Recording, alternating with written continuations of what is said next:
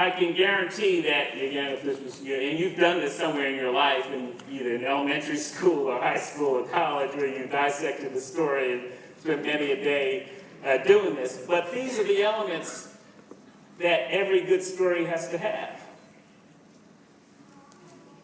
And part of this is, even in our own minds, is creating somewhat of a checklist of how we kind of work our way through this with every individual or company or organization to figure out where those elements are and what is the story. Let me just say, does every single story have all of these elements?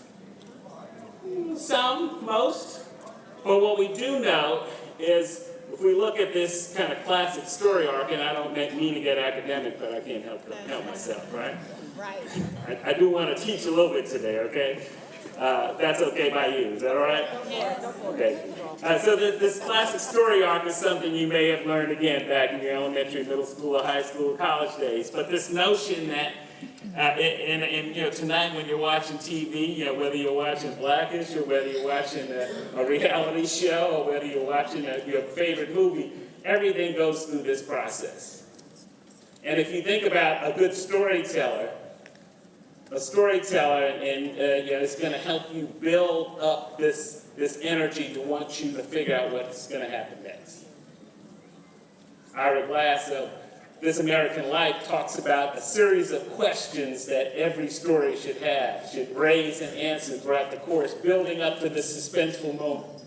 That you could tell a story about a dark house in a room and a little kid laying in their bed,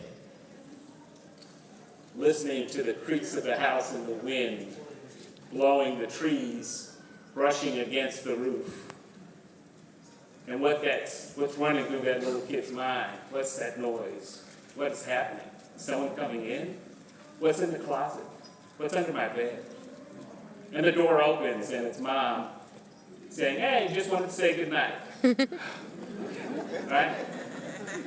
And then the mom is walking down the hallway back to her room, and she hears the same noises. So you can see that each and every one has a progression, and there's a way to tell these stories so that this last part of the denouement, the resolution, says, and we see it happen in every great movie, there's all of these incidents going on. One of the best movies reaching to a point where when you reach that point, you're like, oh my gosh, what's going to happen now? And that last part, you see the parts and the answers to all these questions that have been raised, have been resolved.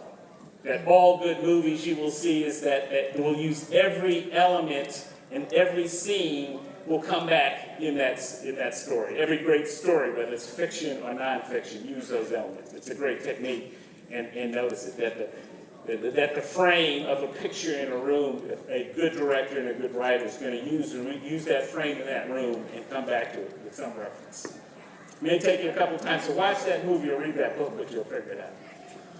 All right? So let's talk about what are you pitching. And this is the biggest challenge we all have.